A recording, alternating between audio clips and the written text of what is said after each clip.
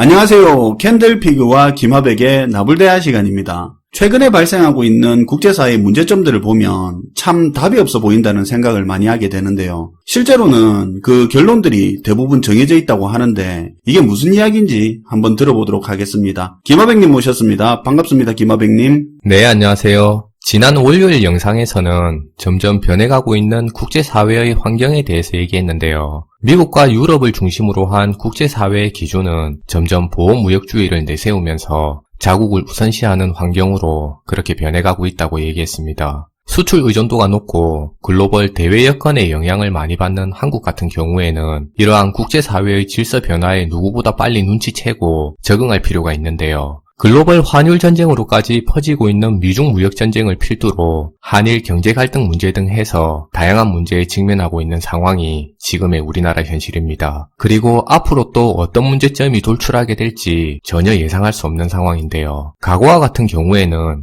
미래에 예측 가능한 문제가 돌출되던 사회였다면 지금부터의 앞으로의 사회는 어느 누구도 예견하지 못했던 서프라이즈성 이슈들이 튀어나올 가능성이 높은 그런 사회로 볼 수 있을 것 같습니다. 네, 덩어리 큰 돌발 변수들이 실제로 빵빵 터져서 혼란스러울 정도죠. 네. 오늘은 우리가 현재 직면하고 있는 다양한 문제점들을 살펴보면서 이런 문제점들이 어떤 결과로 이어질 수 있을지 그걸 예상해보는 시간을 가져볼 텐데요. 지금의 바뀌고 있는 글로벌 사회 환경을 고려해서 본다면 보다 쉽게 공감할 수 있는 그런 내용이 될 거라는 생각입니다. 자꾸 갑자기 터지는 국제사회 이슈들의 결과가 어떤 식으로 이어질지를 한번 생각해보자 이거네요. 네. 앞에서 제가 지금부터의 사회는 예측할 수 없는 돌발성 이슈들이 출몰하는 그런 사회가 될 거라고 얘기했는데요. 개인적인 생각으로는 2016년을 기점으로 해서 이슈의 성질들이 많이 바뀌었다는 생각이에요. 2016년 6월 24일 국제사회는 브렉시트라는 예상치 못한 폭탄을 맞았는데요. 사실 지금이야 브렉시트 문제에 대해서 무감각해져 있지만 사실 당시만 하더라도 영국이 EU를 탈퇴할 거라는 예상은 많은 사람이 하지 않던 시기였습니다. 전문가를 포함한 대부분의 사람들은 영국이 브렉시트를 반대할 거라고 일관된 예상을 내놓고 있었는데요. 실제로 국민투표 전에 전문가들이 영국이 EU 탈퇴 안 할 거라는 그런 예상이 많았던 거 제가 기억을 하거든요. 네. 물론 일부에 영국이 브렉시트를 찬성할 거라고 예상하는 이들도 사실은 무게중심은 영국이 EU 체제에 남는 데 두면서 작은 가능성의 하나로 영국의 브렉시트 찬성을 조심스럽게 예상했습니다. 이렇게 브렉시트 사건은 당시에 우리 모두의 예상을 뒤집고 자국 우선주의라는 영국의 입장을 세계에 처음으로 내보인 분기점이 된 사건인데요. 영국의 브렉시트가 자국 우선주의 유행의 시작이라고 보는 거네요. 사실 영국도 EU 안에 들어가 있으면서 국내적으로 득보다는 실이 되게 많았잖아요. 네. 그런 의미에서 뒤이어 벌어진 2016년 겨울의 미국 대선 역시도 세계의 예상을 뒤엎는 결론이 나왔습니다. 보호무역주의와 자국 우선주의를 내세운 트럼프 정부가 탄생하게 되면서 국제사회의 큰 틀이 전환하게 되는 그런 분기점이 된 건데요. 보호무역주의와 자국 우선주의의 확장은 결론적으로 국제사회의 분쟁과 이슈를 해결하기 더욱 힘든 상황으로 몰아가고 있는 현실입니다. 그렇죠. 세계 경찰이고 뭐고 간에 미국 국민들이 이제는 자기들 실리 챙기고 싶다고 트럼프를 밀었죠. 네. 결론적으로 트럼프 정부의 탄생은 지난 2년간의 국제사회를 흔들고 있는 미중 무역전쟁의 시발점으로서 그렇게 작용을 하고 있는데요. 3차, 4차에 걸친 추가 관세 조치에 최근에는 중국의 환율 조작국 지정의 화웨이 제재까지 겹치면서 상황을 악화시키고 있는 현실입니다. 중국 역시도 가만히 앉아서 당하는 게 아니라 관세에는 관세로 맞받아치면서 최근에는 전 세계 생산량의 80%를 중국이 담당하고 있는 히토류 수출 카드까지 전쟁 도구로 만지면서 미국에 대응하고 있는 상황인데요. 선진국들 중심으로 해서 세계가 보호무역 쪽으로 지금 방향을 많이 틀고 있죠. 네. 최근에 국내 사회를 달구고 있는 한일 마찰 문제 역시도 우리 입장에서는 갑작스럽게 맞이한 돌발스러운 이슈인데요. 6월 29일에 G20 정상회의가 끝날 때까지만 해도 우리 한국 정부와 국민들은 전혀 예상하고 있지 못하던 사건이었습니다. 그런데 이렇게 갑작스럽게 튀어나온 문제가 최근에 한 달 이상 지속되게 되면서 양국 국민들까지 문제에 동참하게 되는데요. 결국에는 시간에 비례해서 문제가 점점 더 이슈화되고 있는 그런 진행 국면을 보여주고 있는 상황입니다.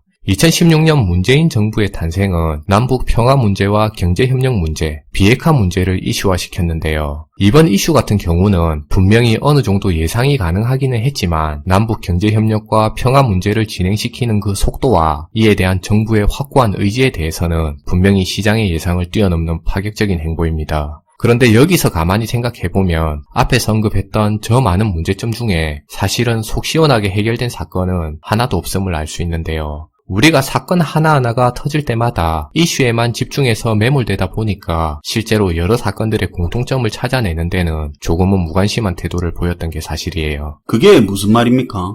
그러니까 큰 이슈 하나하나가 터질 때마다 거기에만 집중을 하다 보니까 우리 각자의 개개인들은 이슈몰이에 끌려다녔다는 얘긴데요. 그런데 앞에서 언급했던 이런 다양한 사건들을 살펴보게 되면 사실은 우리에게 시사하고 있는 내용이 있다는 걸 뒤에 이어질 내용을 통해서 알 수 있을 겁니다. 무슨 말이냐면 우리가 살아왔던 과거의 국제사회를 돌아보게 되면 세계기구를 중심으로 한 국제규범과 관습, 그리고 주요한 이론이 중심이 돼서 그렇게 돌아가던 사회였는데요. 국제적인 규범과 이론이 중심이 됐다는 말은 그만큼 상식적인 가치의 범위 내에서 어느 정도 수준의 문제점들은 수습이 가능했다는 말이 됩니다. 그러니까 예상할 수 있는 문제점들의 노출과 함께 예상 가능한 범위 내에서의 문제 해결이 충분히 가능할 수 있었다는 말인데요. 물론 모두를 충족시킬 수 있는 100%의 만족은 없다고 할지라도 국제사회의 기준에서 봤을 때 납득할 수 있는 수준에서의 문제 수습은 가능할 수 있는 환경이었습니다. 그런데 지금의 현실은 불확실성이 도처에 펼쳐져 있는 리스크가 일반화된 사회인데요. 예상할 수 없는 국제 간의 마찰이 계속해서 노출되면서 기존의 국제사회를 잡아주고 있던 규범과 간섭들은 무시되고 있는 사회로 진입하고 있습니다. 그만큼 불확실성이 만연하게 됐다는 말은 지금 사회는 리스크 관리가 무엇보다 중요할 수 있는 그런 사회로 가고 있음을 알려주고 있는데요. 이런 사회로 가고 있음을 알려주는 중요한 지표로서의 사건들이 앞에서 언급한 브렉시트나 미중 무역 분쟁, 우리가 겪고 있는 비핵화를 포함한 남북평화 문제와 한일 마찰 문제 같은 대형 빅 리스크들의 출현이 지표로서의 역할이 될 수 있을 거라는 생각입니다. 그러니까 몇 년 전까지만 해도 국제사회 이슈는 국제기구를 중심으로 대충이라도 예상 가능한 수준으로 해결이 되든지 예상 가능하게 흘러가는 경우가 많았는데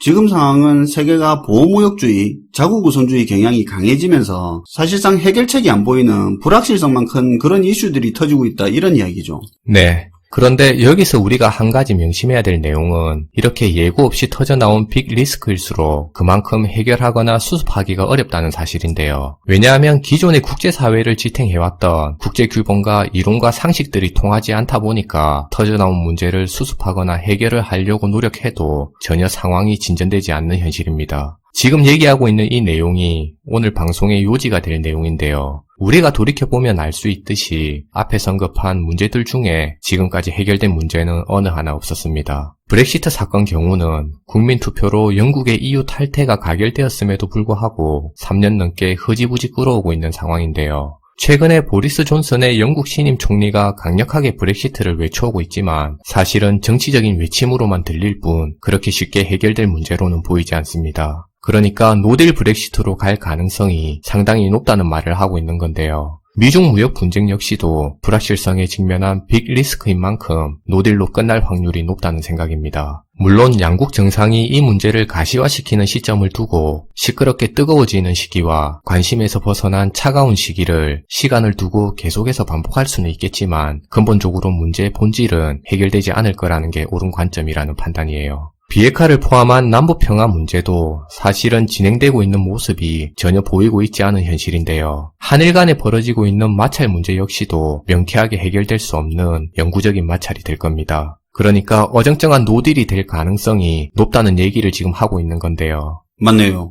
지금 터지고 있는 여러 사건들이 이슈가 될 때는 예상도 하고 대안도 내놓으면서 관심을 가지는 건 맞는데 사실상 해결되는 건 없고 전부 시간만 끌어가는 것 같네요. 그냥 이슈가 뜨거워졌다 식었다만 반복을 하고. 네. 제가 일전에 한일 갈등 문제를 놓고 오래갈 문제가 결코 아니라는 말을 몇 차례에 걸쳐서 반복해서 했는데 그 말의 의미는 이렇게 받아들이시면 될 것 같은데요. 그러니까 제가 한 말의 의미는 이 문제가 빠른 시일 안에 모두가 만족하는 수준의 결과로 깔끔하게 해결될 거라는 그런 관점보다는 사실은 오래되지 않은 시점이 되면 지금처럼 양국가를 뜨겁게 달구고 있는 지금의 시간은 이슈의 크기에 비해서는 생각보다 빠른 시간이 지날 거라고 그런 의미에서 한 얘기입니다. 당장은 뜨겁고 달구어진 핫한 이슈로 접근하고 있지만 지금의 이 온도가 계속해서 유지될 거라는 생각에는 개인적으로 의문을 가질 수밖에 없다는 생각입니다. 왜냐하면 하나의 부정적인 관심에 매몰된 상태에서는 우리 모두 개개인 각자의 생활은 계속해서 유지하기가 불가능할 수 있기 때문인데요. 어차피 서로가 만족하는 해결은 현실적으로 힘들 거고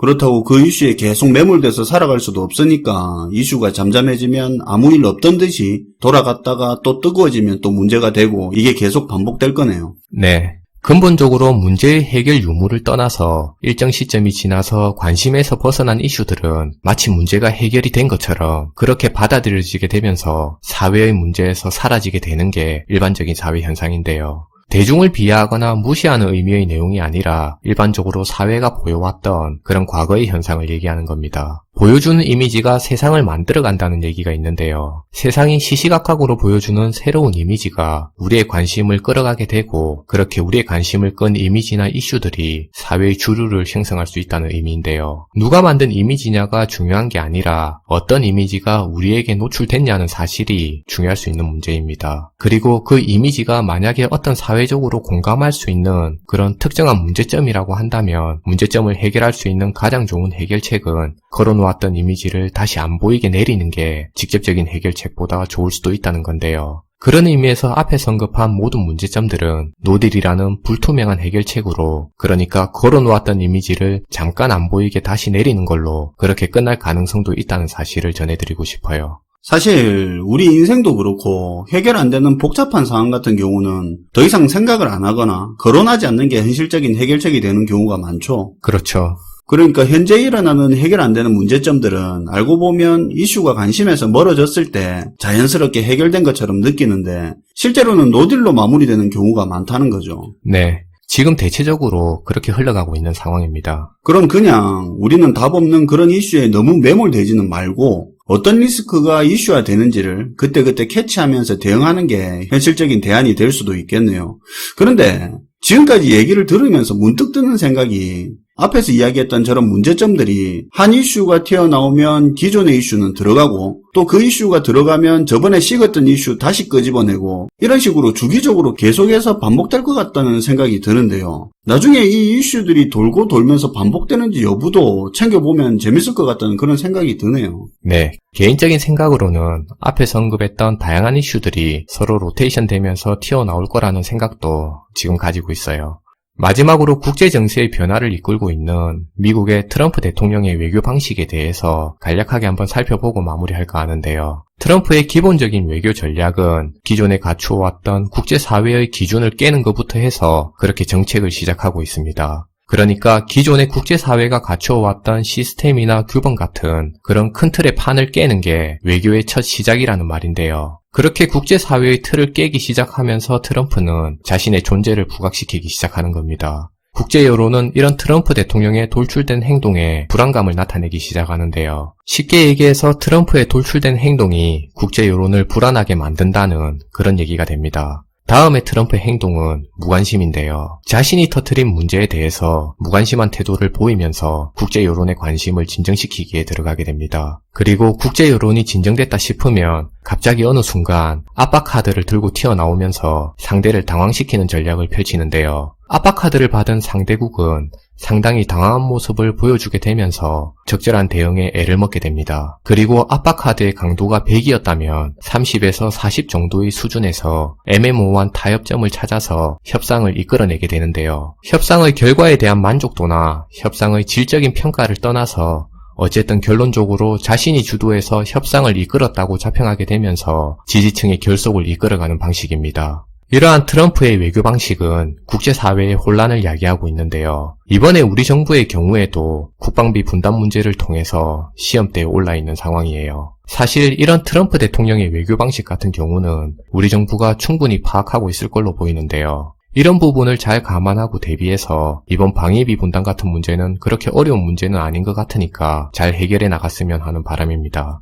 오늘은 지난 월요일 방송에 이어서 변해가는 국제사회의 기준으로 봤을 때 지금에 안고 있는 문제점들이 어떻게 진행될 수 있을지 그 부분을 한번 얘기해 봤는데요. 결론적으로 지금의 우리가 안고 있는 모든 문제점들은 노딜로 끝날 가능성이 상당히 높다는 그런 개인적인 생각을 전해드리는 시간을 가져봤습니다. 사실 저는 오늘 이야기 들으면서 노딜도 해결책이었다는 그 부분을 놓치고 있었던 것 같습니다. 보통 우리가 해결책 하면 협상이 타결된다거나 아니면 이런저런 어려움으로 인해서 협상이 결렬된다는 그렇게 이분법적으로 접근하는 경우가 많은데 현실에서는 타결도 결렬도 아닌 그냥 노딜이라는 해결책도 있다는 걸 다시 한번 생각해 보게 됐습니다.